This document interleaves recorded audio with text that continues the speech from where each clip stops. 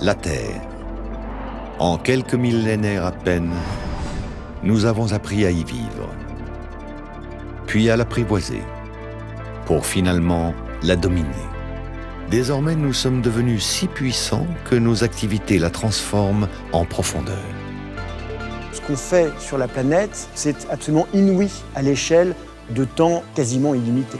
Mais sommes-nous assez responsables pour maîtriser ce pouvoir ? Aujourd'hui, cette domination a des conséquences dramatiques. Nous modifions l'ensemble du système terrestre, provoquant du même coup un changement climatique majeur. Des dizaines de milliers d'espèces sont menacées d'extinction. Et à terme, l'homme pourrait être lui aussi sur la liste. Et pourtant, nous restons sourds à toutes les alertes, comme si le péril climatique n'était qu'un mirage. L'une des grandes questions est de savoir pourquoi les sociétés humaines n'agissent pas plus rapidement pour contrer certains des changements négatifs que nous faisons subir à la Terre, comme le changement climatique. Par le passé, d'autres sociétés ont affronté de grands bouleversements du climat. Certaines ont trouvé des solutions, d'autres ont disparu. Leurs histoires ont beaucoup à nous apprendre. Car aujourd'hui, le défi que nous devons relever est le même, celui de l'adaptation. Jusqu'où le changement climatique va-t-il nous pousser à remettre en cause notre modèle, celui qui nous a rendus si puissants ? Quelles que soient les solutions, toutes impliqueront d'avoir du courage politique, car elles vont impliquer le changement.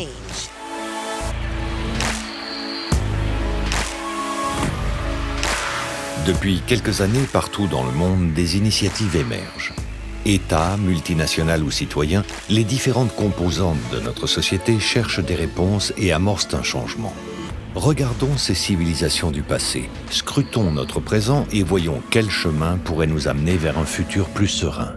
Un avenir où nous pourrions vivre sur une planète préservée.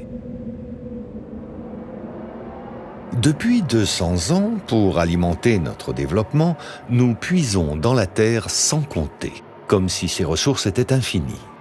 À présent, chaque année, nous consommons l'équivalent d'une planète et demie, comme si la nature était une vaste banque qui nous faisait crédit. Car notre désir de réussite est sans limite. Ne plus avoir faim, repousser la mort, parcourir de vastes distances en un temps record.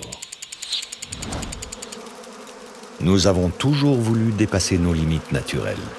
Et au fil du temps, nous avons réussi grâce aux ressources extraites de la Terre.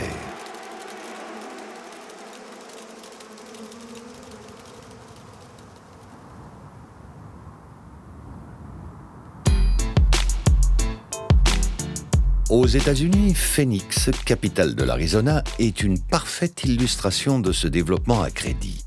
C'est une ville moderne comme il en existe tant. Seul détail, elle est posée en plein désert. En 1950, elle compte à peine plus de 100 000 habitants. Puis arrive la climatisation. Avec l'électricité fournie par les centrales à charbon, vivre sous un soleil de plomb devient possible. En 60 ans, la population de Phoenix est multipliée par 13. Elle est aujourd'hui la 6e ville des États-Unis avec plus de 1 500 000 habitants. Comme beaucoup d'autres, Thomas Basso s'y est installé il y a plus de 20 ans.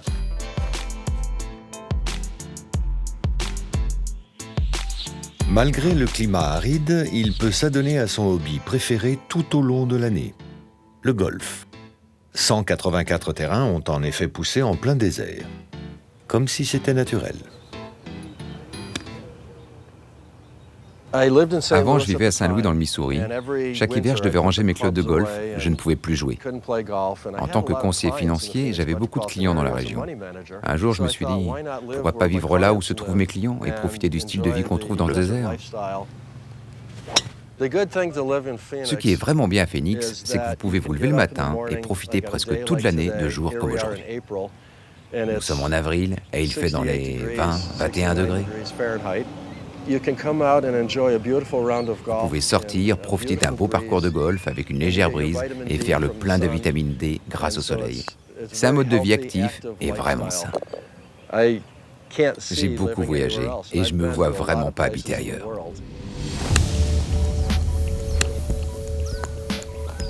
Toutefois, derrière les idylliques terrains de golf et leur gazon d'un vert impeccable toute l'année, se cache une autre réalité. En Arizona, chaque habitant consomme en moyenne 600 litres d'eau par jour, l'une des plus grosses consommations de tous les États-Unis. C'est le prix à payer pour vivre en plein désert, surtout avec une agriculture en pleine expansion. Grâce aux températures clémentes et à l'ensoleillement, les récoltes sont nombreuses et fournies. Seul détail, il faut de l'eau, et parfois beaucoup d'eau. Le coton fait partie des cultures les plus répandues en Arizona, sauf que c'est l'une des plantes les plus gourmandes en eau, une denrée plutôt rare en plein désert. Alors, pour accompagner le développement de l'agriculture et des villes, il a fallu aller la chercher ailleurs. Le plus grand et le plus coûteux système d'irrigation du pays a vu le jour il y a 20 ans. 541 km de canaux puisent directement l'eau dans le fleuve Colorado. Mais les réserves ne sont pas infinies. Désormais, le Colorado et les nappes phréatiques alentours se vident rapidement et peinent à se remplir. Phoenix est aujourd'hui menacée par une violente sécheresse, la plus importante depuis 1000 ans. La pénurie d'eau pourrait toucher directement les habitants de la métropole au plus tard dans 10 ans, attaquant sérieusement la douceur de vivre qui semble y régner.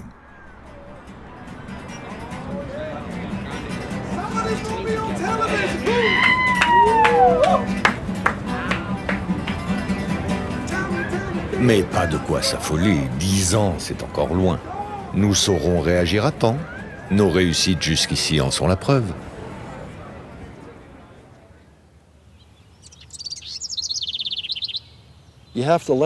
Il faut attendre d'être confronté au problème. Et là, l'humanité saura être très innovante. Elle résoudra les problèmes. Ici, nous sommes en Arizona. Nous sommes juste à côté de la Californie, qui est au bord du Pacifique. L'océan contient bien plus d'eau que tout ce que l'humanité pourra utiliser. Mais cette eau est salée. Si vous y mettez le prix, vous pouvez la désaliniser et obtenir de l'eau potable. Si nous acceptons de payer pour recevoir cette eau ici et de payer pour la désalinisation, alors nous pourrons continuer à vivre ici. Sinon, nous devrons choisir de vivre ailleurs. La solution semble simple. Dessaler l'eau de mer ou bien déplacer une ville comme Phoenix. Voilà un nouvel exploit à accomplir. Le défi est tentant, mais la réalité est différente. Et si notre mode de vie gourmand en énergie n'était tout simplement pas adapté à un milieu comme le désert? Phoenix est un symbole de notre modèle de développement. Grâce à la puissance des énergies fossiles, charbon, pétrole ou gaz, nous sommes convaincus de pouvoir trouver des solutions à tout le temps, sans jamais nous inquiéter des ressources naturelles nécessaires. Pourquoi voyons-nous toujours nos réussites et trop rarement leurs dramatiques conséquences ?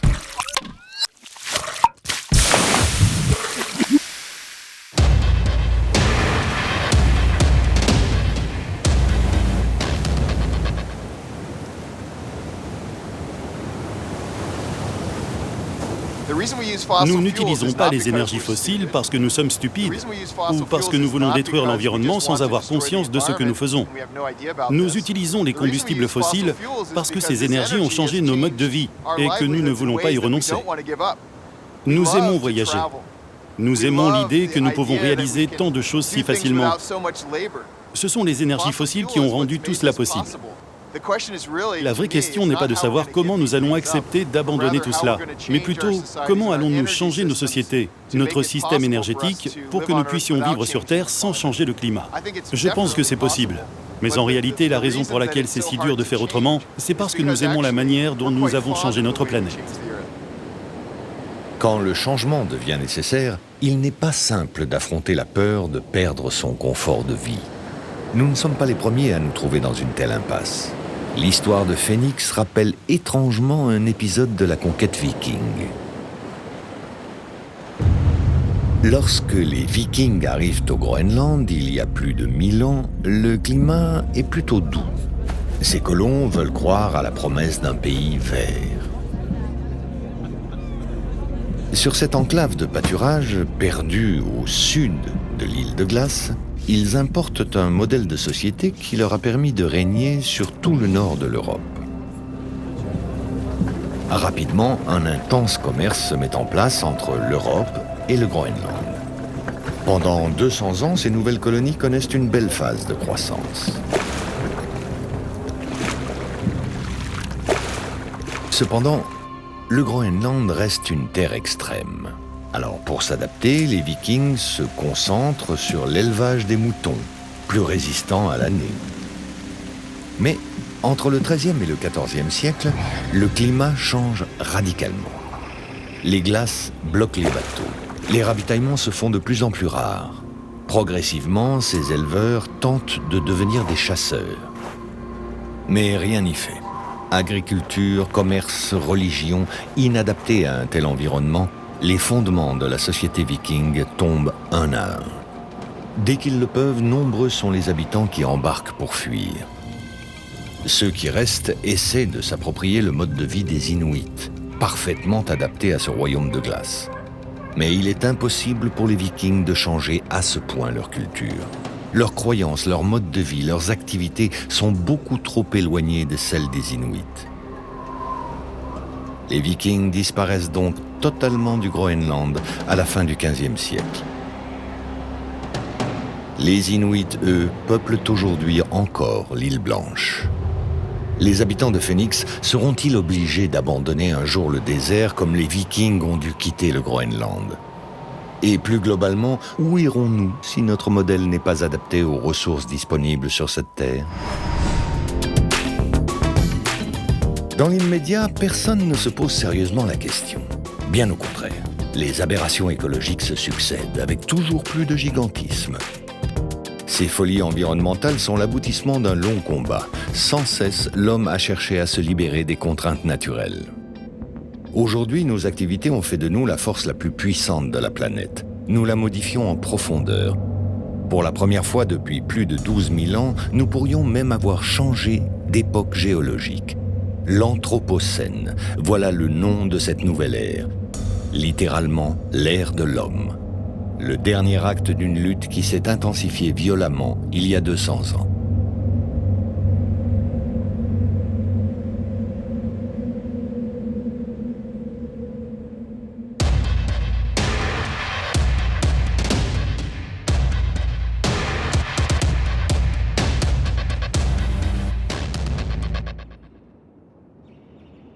Au début du XIXe siècle, émerge l'idée que l'homme lutte contre la nature et que c'est à travers cette lutte qu'il gagne sa liberté. Émerge aussi l'idée que pour résoudre les questions politiques, résoudre la question sociale, le paupérisme, il faut produire plus, il faut faire croître l'économie et que c'est à travers la croissance et donc la maîtrise de la nature qu'on résoudra la question sociale, qu'on arrivera enfin à clore l'ère révolutionnaire.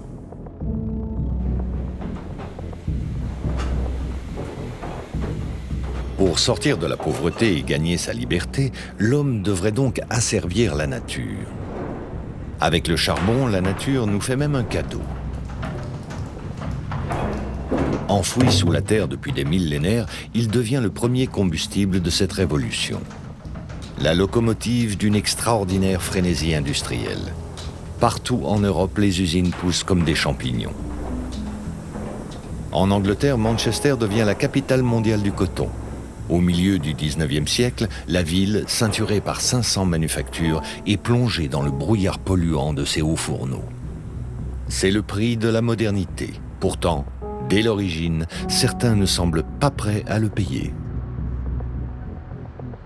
En France, en Angleterre, autour de Paris, autour de Manchester, on a des centaines de pétitions de riverains qui se plaignent de l'implantation des usines les plus polluantes, en disant que ces usines transforment les environnements et donc vont créer des épidémies, voire même la dégénérescence de la population.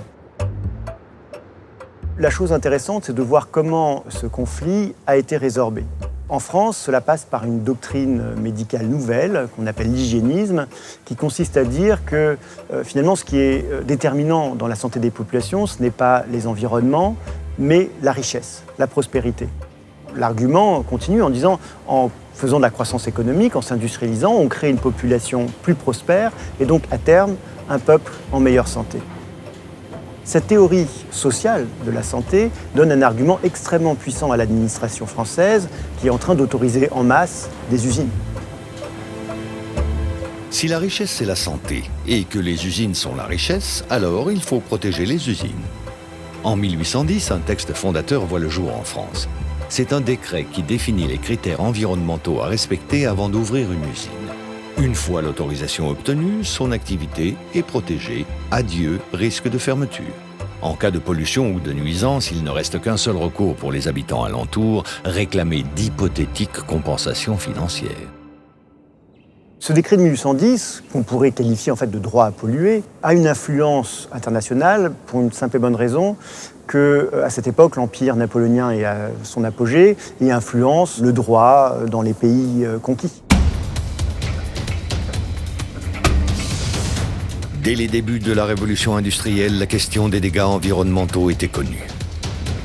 Détruire la nature alentour devient simplement une dépense nécessaire, listée aux côtés d'autres frais dans les bilans comptables. Textile, chimie, sidérurgie, en moins de 100 ans, de nouvelles industries se développent.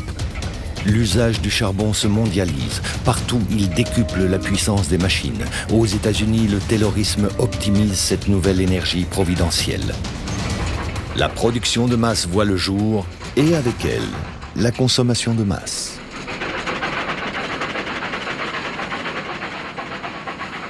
Un autre pilier historique de l'Anthropocène, c'est le développement de la société de consommation.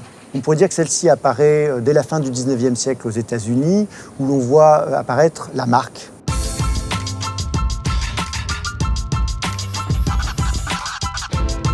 C'est aussi le moment d'apparition du crédit à la consommation, qui joue un rôle central dans le début de l'Anthropocène quand on y réfléchit, pour une simple et bonne raison que l'automobile a pu se développer grâce au crédit à la consommation. Aux États-Unis, dans les années 1920, la moitié des foyers sont déjà équipés d'automobiles, ce qui est beaucoup plus précoce qu'en Europe. Les 2/3 de ces automobiles aux États-Unis ont été achetés par un crédit à la consommation.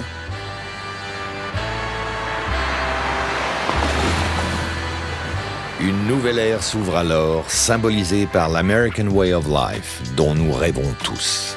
Designed for the whole family to enjoy. Cette ère est le fruit de nombreux choix énergétiques portés par des intérêts industriels et les désirs des consommateurs. Prenons le cas des tramways. Dans les années 1930, ils disparaissent des grandes villes américaines.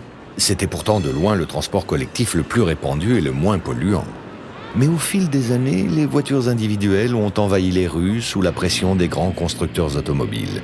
Progressivement, ces géants ont racheté les sociétés de tramway affaiblies pour finalement les supprimer et les remplacer par des bus. En 1933, le président Roosevelt impose un système électrique centralisé aux États-Unis. Or, ce système nécessite l'installation de centrales à charbon pour alimenter le réseau. Pourtant, à la même époque, 6 millions d'éoliennes peuplaient le Midwest américain.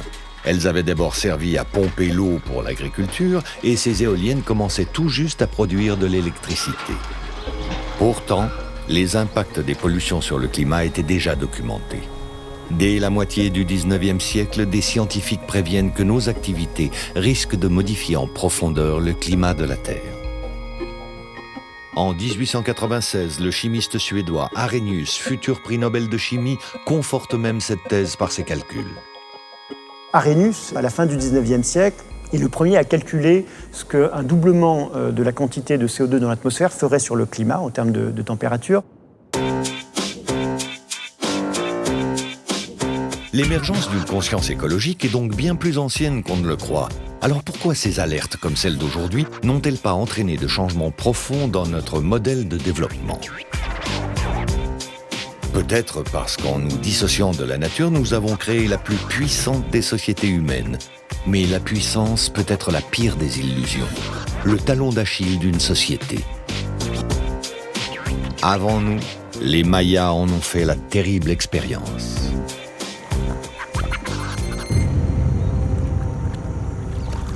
L'an 400 en Amérique centrale. Depuis quelque temps, le climat est très favorable sur le territoire maya. Comme nous, aujourd'hui, cette civilisation est alors la plus puissante de son continent. Elle maîtrise l'écriture et dispose de son propre calendrier.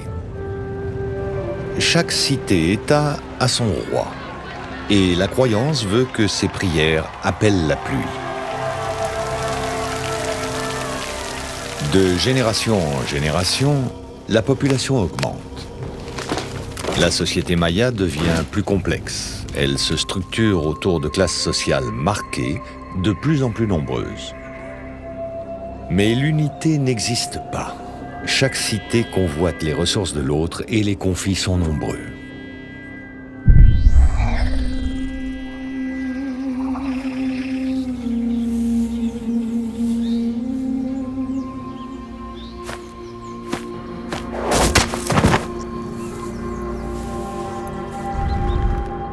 À son apogée, la société maya compte 70 cités-États, en concurrence permanente. Jusqu'au jour où les dieux n'entendent plus les appels des rois. Progressivement, le climat change, les pluies se font plus rares, les cultures sont moins productives. La nourriture vient à manquer pour une population qui n'a jamais cessé d'augmenter. Une sécheresse s'installe, la plus violente des 7000 dernières années. Mais rien ne change au cœur de la puissante société maya. Modifier un seul rouage mettrait tout l'édifice en péril. Impossible de la modifier rapidement en profondeur.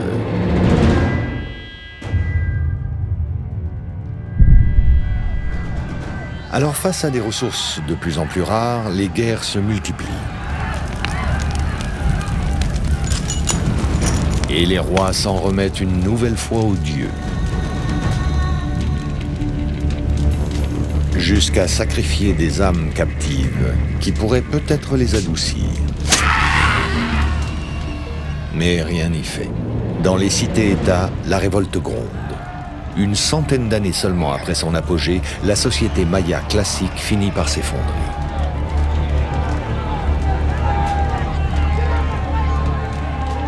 Leurs temples sont nos gratte-ciel d'aujourd'hui.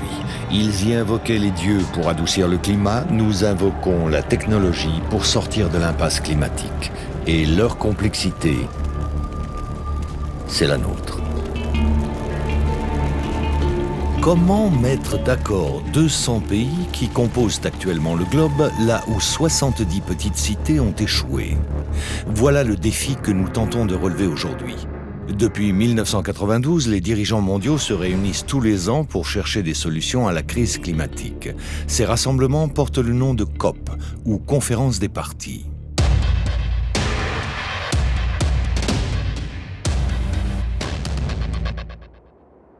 Le début des années 90, c'est la chute du mur de Berlin, c'est la fin de la confrontation de blocs. Et donc, c'est l'espoir de voir émerger un monde où on pourrait résoudre des problèmes globaux par la coopération de tous les pays. Rapidement, ces grands rendez-vous internationaux deviennent une vitrine de bonnes intentions. Mais derrière la vitrine, les négociations piétinent. Plus de 40 ans après le premier sommet de la Terre, nos émissions mondiales de CO2 continuent de battre des records. Il y a bien eu des tentatives de solutions globales, comme le protocole de Kyoto en 1997 qui visait à limiter les émissions de gaz à effet de serre. Mais la vague d'espoir des années 90 semble bien s'être évanouie. Reste un dialogue complexe et tendu, quand il n'est pas tout bonnement impossible.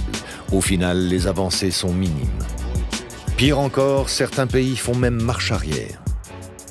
En 2012, le Canada quitte le protocole de Kyoto, sans craindre la moindre sanction. Il peut ainsi exploiter librement le colossal gisement de sable bitumineux dont il dispose en Alberta. 168 milliards de barils enfouis sous terre. La 3e réserve mondiale de pétrole. Une catastrophe écologique. Ce choix politique et industriel radical fixe clairement les priorités du pays. Notre bonne vieille croissance économique passe avant la question environnementale.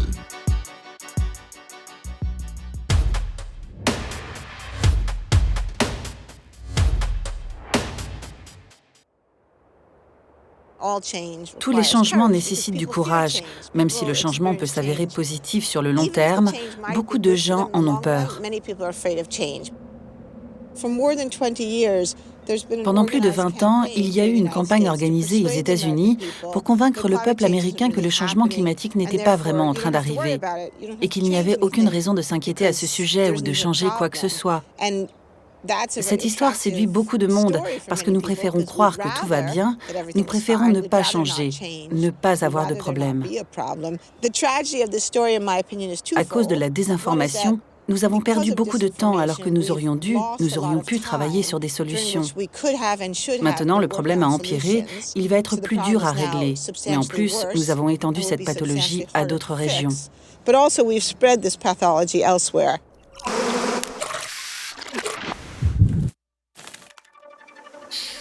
Le terrain est miné.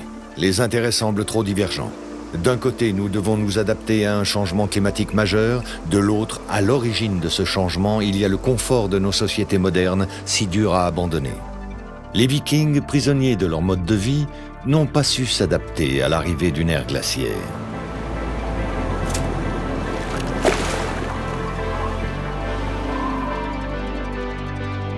Les Mayas, piégés dans une société trop complexe, n'ont pas réussi à rassembler des intérêts trop divergents lorsque le climat a changé.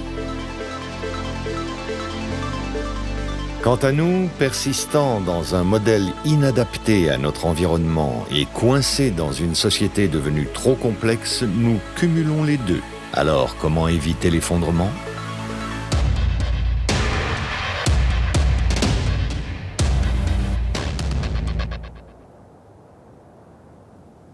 Qu'est-ce qui fait bouger un individu humain? Qu'est-ce qui fait bouger un homme? C'est en général quand il est confronté à un danger immédiat, un danger qu'il voit, un danger qu'on ne peut pas discuter. Imaginez le chasseur-cueilleur, s'il voit le mammouth débouler sur lui, il dégage. Si on lui dit « Mon vieux, dans 20 ans, tu as un mammouth qui va débouler », il n'en a rien à faire. Même si on lui dit « Le mammouth est à 10 km, il ne bougera pas ». Et on ne veut pas comprendre qu'il n'y a pas que la finitude du système Terre, le fait qu'on ne peut pas accumuler autant de gaz à effet de serre qu'on veut, on a aussi une finitude dans nos têtes. On a des réflexes, des moyens de réagir, on n'arrive pas à aller au-delà. Est-ce que pour changer, nous devrions attendre d'y être contraints par celles et ceux qui nous dirigent ? Au Japon, la voie de la contrainte fut choisie pour sortir le pays d'une crise écologique majeure. 1657, un gigantesque incendie ravage Edo, la capitale. 100 000 personnes périssent. La reconstruction prendra 2 ans. Les besoins en bois sont immenses, sauf que le bois est devenu une denrée rare car à cette époque, la déforestation menace. Pourtant, depuis quelques décennies, le pays traverse une période de paix et de prospérité. En un siècle, la population a doublé. Des forêts sont rasées pour rendre plus de terres cultivables. Dans les villes en pleine expansion, le bois est utilisé partout. Puis, progressivement, des forêts jusqu'à la préserver sont convoitées. Et comme peu de règles encadrent l'exploitation du bois, la déforestation finit par toucher tout le pays. Les premiers effets ne tardent pas à se faire sentir. Les terres déboisées s'affaissent. Dans les champs, les systèmes d'irrigation sont fragilisés. Les rendements agricoles diminuent, des famines éclatent. Le pays est au bord du gouffre. Le shogun, pouvoir central et militaire, ainsi que les daimyo, les seigneurs locaux, décident d'agir. Des terres déboisées sont ceinturées de clôtures. Pour couper du bois ou faire paître du bétail, des autorisations sont désormais obligatoires. Confrontés au danger, les villageois eux-mêmes veillent à l'application de ces nouvelles règles. Le transport du bois est lui aussi placé sous contrôle. Des lois déterminent qui peut utiliser les tronçons de bois et dans quel but.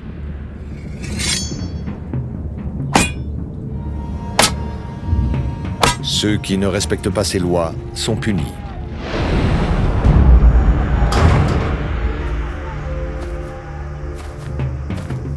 Parallèlement, pour maintenir ou améliorer leur niveau de vie, les familles font moins d'enfants. Avortements et infanticides se multiplient. À côté de ces règles contraignantes, le pouvoir et les communautés villageoises prennent des mesures pour reboiser les forêts. Mais là encore, l'usage est strictement contrôlé.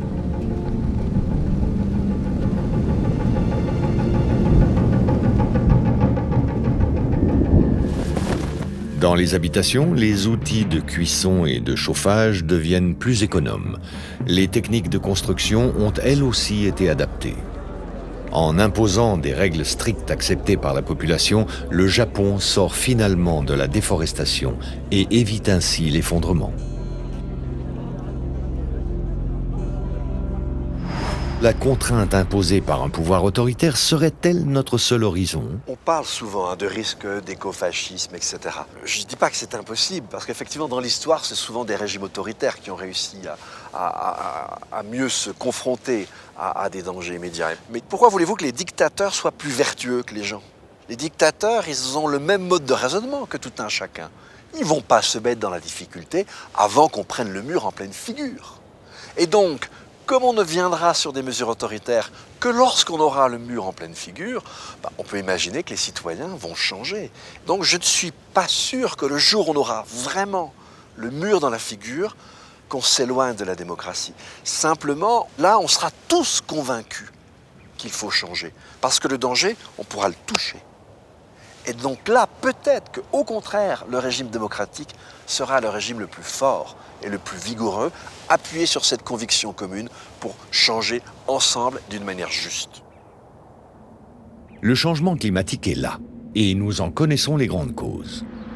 Aujourd'hui, loin des solutions extrêmes et du repli sur soi, d'autres réponses émergent. Nombreux sont celles et ceux qui affrontent ce défi complexe. Cette crise environnementale nous force à regarder la nature qui nous entoure. Mais au fond, elle nous invite surtout à nous regarder nous-mêmes et à questionner la façon dont nous vivons ensemble. Il ne faut pas se focaliser exclusivement sur l'environnement, car il est dépendant de notre société. Si nous voulons vivre dans un environnement meilleur, nous devons donc penser à la structure de nos sociétés. Pouvons-nous, en tant que société globalisée, penser sur le long terme? Sommes-nous en mesure de comprendre que tout ce que nous faisons va déterminer le futur de la nature et de nos sociétés? Pouvons-nous vivre comme cela? États, multinationales, citoyens, la question environnementale se pose à tous les étages de la société. Aujourd'hui, des changements sont déjà à l'œuvre, mais il n'est pas simple de les mettre en place dans un système si complexe. La Chine est le symbole de ce paradoxe. 230 ans après l'invention de la machine à vapeur en Angleterre, c'est dans cet immense pays que se concentrent désormais les plus grandes activités industrielles de la planète. La Chine a connu une croissance exponentielle pendant presque 20 ans. Toute la première décennie des années 2000, elle a connu une croissance à 2 chiffres, ce qui est inédit dans l'histoire. Et elle a dépassé les États-Unis comme premier émetteur mondial en 2006-2007. Premier pollueur au monde, la Chine est montrée du doigt. Le coupable parfait. Sauf qu'en matière de calcul, tout est une question de point de vue. Et si la Chine, première puissance économique mondiale, polluait en fait pour toute la planète? D'une certaine manière, la situation de la Chine a quelque chose à voir, par exemple, avec la situation de Manchester au XIXe siècle, quand Manchester était l'atelier du monde en ce qui concerne l'industrie textile. La Chine, en quelque sorte, est devenue l'industrie du monde et les efforts d'efficacité énergétique en Europe, dont on se gargarise, sont en fait très fortement liés à la délocalisation des industries les plus énergivores et les plus polluantes en Chine.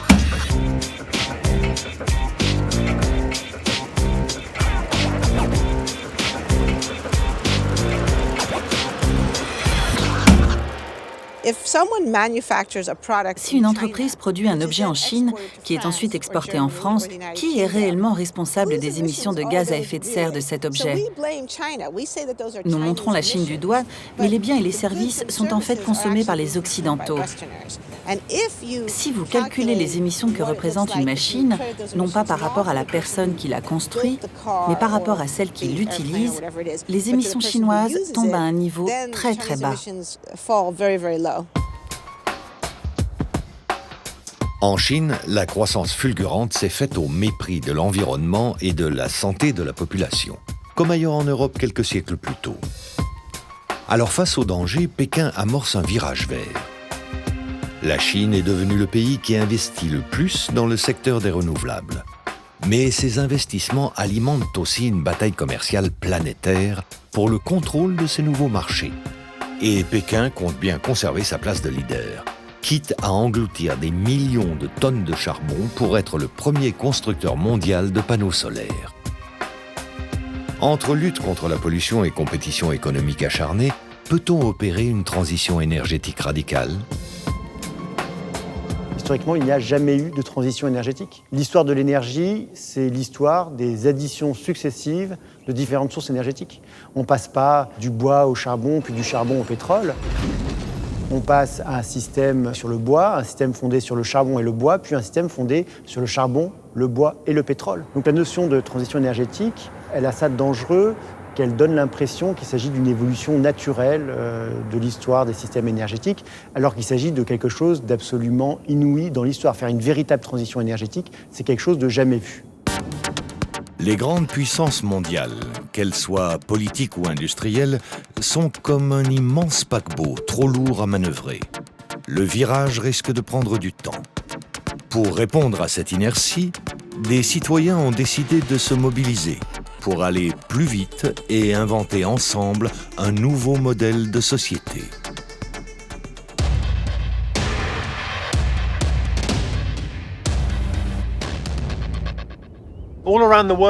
À travers le monde, nous voyons émerger des réponses à la crise climatique. Une révolution silencieuse est en cours. Elle est initiée par des citoyens qui réalisent que ce qui doit être fait est trop important pour être confié au seul gouvernement, au monde des affaires.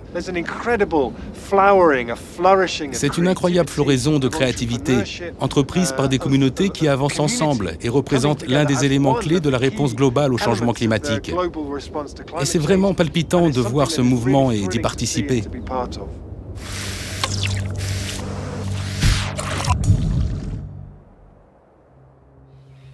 Pour changer le système, pourquoi ne pas s'appuyer sur les mécanismes qui le composent ? Comme la finance, par exemple. Avec le changement climatique, la question de la préservation de l'environnement attise de nombreux appétits. Ce qui est rare est cher. Alors des financiers spéculent déjà sur la disparition d'espèces animales ou la préservation de certaines plantes. Mais d'autres citoyens veulent faire autrement, mettre ces mécanismes à profit pour préserver la nature, cesser de la voir comme une simple réserve dans laquelle nous pourrions piocher librement. Cette philosophie anime Harry Assenmacher depuis plus de 20 ans. En 1995, alors qu'il dirige une importante ONG environnementale, il crée Forest Finance, une entreprise qui vend des produits d'épargne basés sur les ressources forestières.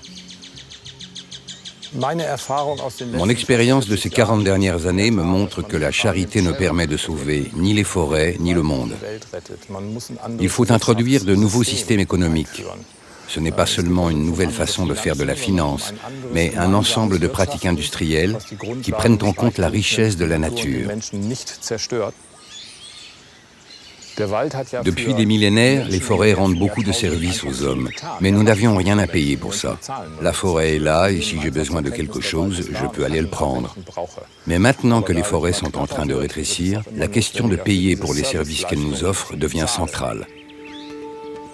Les clients de Forest Finance investissent dans des parcelles boisées au Panama, en Colombie, au Pérou ou au Vietnam.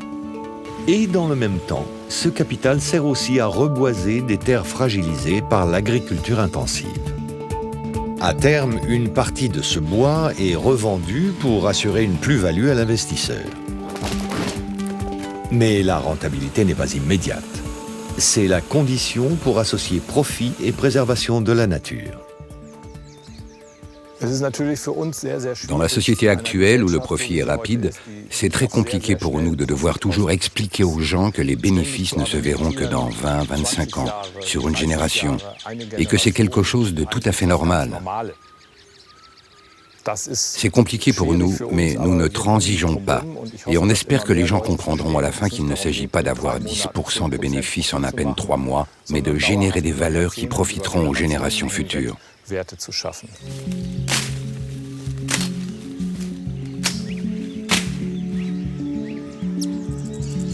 Une partie du bois planté ne sera jamais coupée. Voilà l'engagement écologique de Forest Finance. Progressivement, une forêt renaît, propice à la vie animale et végétale. Harry Hassemacher a donc choisi d'affronter le défi climatique en utilisant la finance. Il espère ainsi changer notre rapport à la nature et aux ressources qu'elle nous offre, comme le bois. Les énergies fossiles font aussi partie de ces ressources que nous exploitons sans compter. D'autres citoyens ailleurs dans le monde tentent donc de changer le modèle énergétique qu'elles alimentent. Bégan, une petite ville au sud de la Bretagne. Ici, des citoyens ont réussi le pari fou de produire leur propre énergie.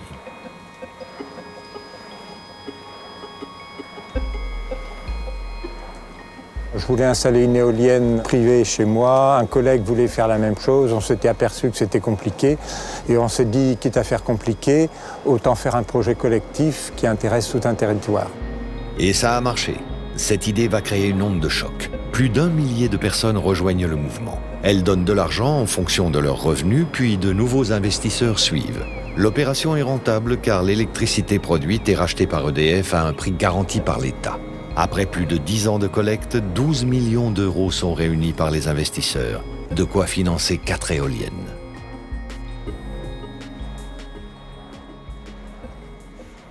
Ce côté participatif, il est important, il est fort, parce que tout le monde, les dirigeants, quelles que soient les responsabilités des uns et des autres, tout le monde est bénévole. Et chacun apporte une contribution à sa manière, à sa façon, en s'impliquant plus dans un suivi auprès des habitants, dans un suivi au niveau de l'acoustique, au niveau de la faune, de la flore, et continue dans ce projet, une fois que les machines tournent, à vivre un petit peu cette aventure et en continuant à la porter. Ces éoliennes collaboratives sont une entaille dans le modèle des grands groupes énergétiques. Ici, l'électricité est produite dans l'intérêt de la communauté et de l'environnement.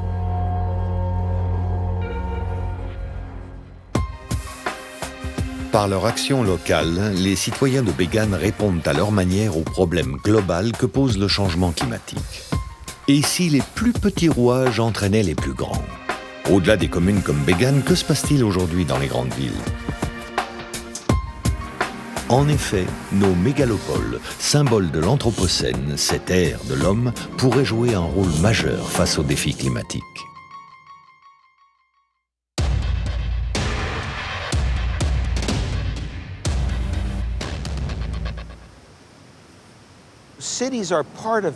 Les villes font partie de l'Anthropocène, dans le sens où elles représentent la domination de l'homme sur la nature, l'homme annihilant la nature. Elles contribuent à 80% des émissions de gaz à effet de serre et de CO2. Elles sont donc responsables d'une grande partie du changement climatique.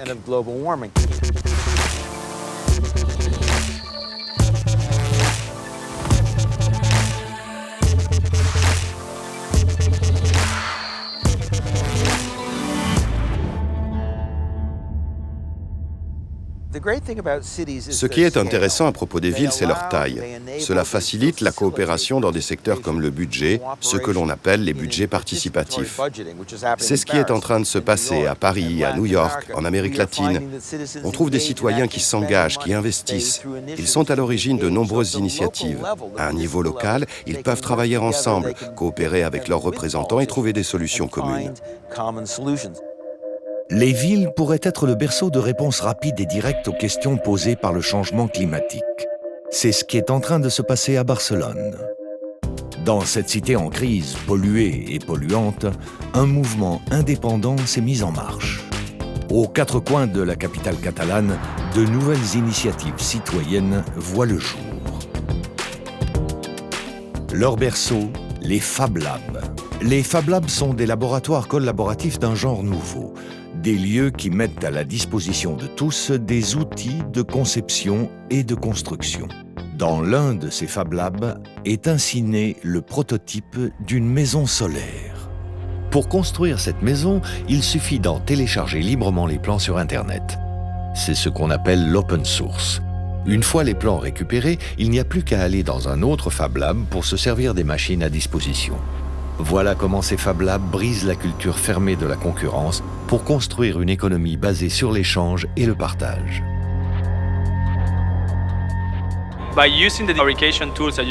En utilisant les machines que vous trouvez dans un Fab Lab, vous pouvez designer quelque chose au Pérou, mettre en ligne ce design sur le web qui peut alors être téléchargé en Nouvelle-Zélande et reproduit en 2 heures seulement.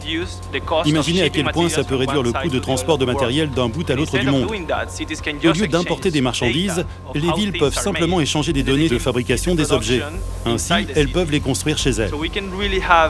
Nous pouvons donc vraiment avoir le pouvoir de produire localement, mais surtout d'échanger et de participer à un village global et à un réseau mondial. L'un des plus gros potentiels de la fabrication digitale est de réduire l'impact de l'empreinte humaine sur la planète.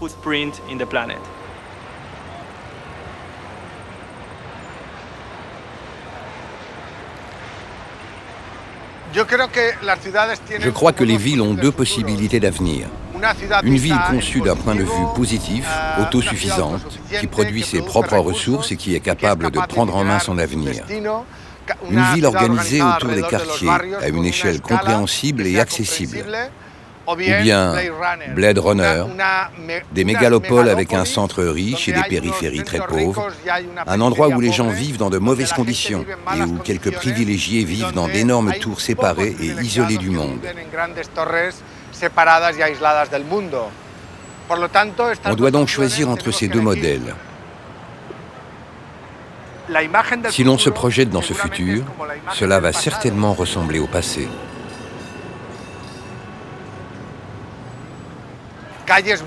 Des routes avec beaucoup moins de voitures, beaucoup plus de gens qui marchent pour se déplacer et quelques transports publics, comme à Barcelone, où nous aurons des bus électriques.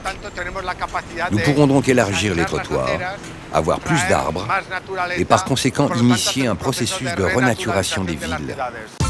Les villes accueillent 54% de la population mondiale et jouent un rôle majeur dans le changement climatique. Comme Barcelone, d'autres mégalopoles se mettent en mouvement et peuvent apporter elles aussi des solutions concrètes en se fédérant en réseau, comme le C40, l'union des 75 plus grandes cités du monde dont Barcelone fait partie.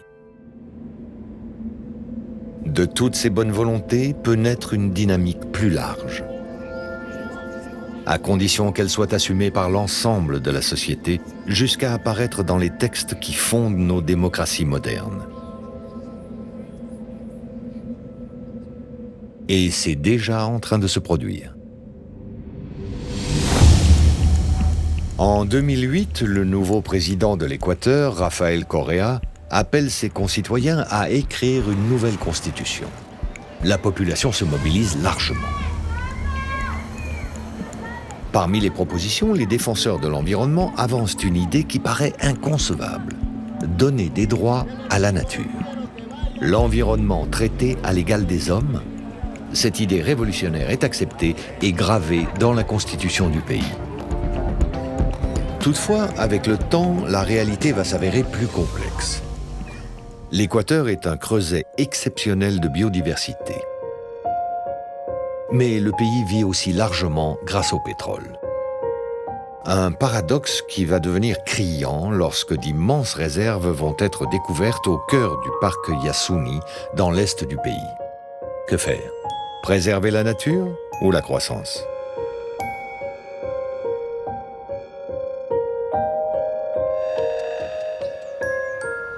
En 2007, le pays propose de garder ce pétrole sous terre.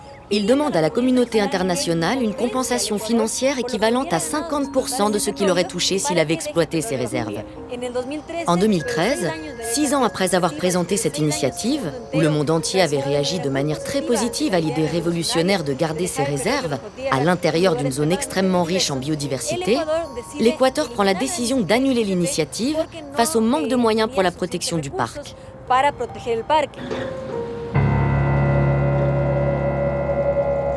L'Équateur n'a recueilli qu'une somme dérisoire. Les pétroliers peuvent forer, aux grandes dames des défenseurs de l'environnement. Mais malgré l'échec de l'initiative Yasuni, l'inscription des droits de la nature dans la constitution équatorienne est un tournant majeur. Désormais, cette idée se propage, portée par d'autres citoyens dans d'autres pays. Nous continuons de croire que les droits de la nature sont une énorme avancée, non seulement pour l'Équateur, mais pour toute l'humanité. La reconnaissance de la nature en tant qu'objet de droit est un pas que le monde entier devrait franchir. C'est le modèle lui-même qu'il faut changer pour aller vers un modèle biocentré, vers un modèle où l'on pourra comprendre que la nature est indissociable de l'être humain, car nous faisons aussi partie de la nature. En reconnaissant des droits à la nature, nous reconnaissons aussi les nôtres. Il est donc nécessaire de changer notre relation avec la nature, de changer ce modèle qui l'exploite constamment, ce que l'on vit actuellement avec le modèle capitaliste. Serons-nous capables de bouleverser à ce point un modèle qui nous a rendus si puissants? Aurons-nous cette humilité? Dans toutes les civilisations, on s'est posé la question suivante. Qu'est-ce qu'est être un homme? Qu'est-ce qu'accomplir son humanité? Aujourd'hui, le monde bruisse d'une multitude d'initiatives. Elles révèlent l'extraordinaire créativité, la solidarité dont nous sommes capables quand se présentent les difficultés. À mon avis, l'un des grands enjeux de l'Anthropocène, c'est la diversité des cultures, la diversité des peuples, la diversité des solutions qu'on pourrait envisager à nos problèmes environnementaux. Nous devons essayer plusieurs solutions. Nous devons en parler à nos amis, à nos voisins, à nos concitoyens. Et peut-être que si nous commençons par nous écouter plus attentivement les uns les autres, alors nous pourrons faire émerger une solution avec laquelle tout le monde ne sera pas forcément d'accord, mais au moins une solution intermédiaire, un ensemble de solutions auxquelles chacun de nous pourra adhérer en partie. Le défi climatique est complexe et il n'y aura pas de solution miracle. Nous avons besoin de ces réponses multiples pour soutenir un changement profond, comme autant de preuves d'une considérable volonté partagée. Je pense que l'Anthropocène nous donne une opportunité de réfléchir à la portée de ce qu'on est en train de réaliser et d'aller au-delà de l'idée que ce qui nous arrive est extérieur à nous. Nous avons des responsabilités par rapport à la planète et à l'humanité. Et au bout du compte, personne ne pourra nous sauver en dehors de nous-mêmes. Nous pouvons être les artisans de cette nouvelle ère. Et peut-être alors naîtra une autre façon d'habiter cette terre que nous avons définitivement modifiée.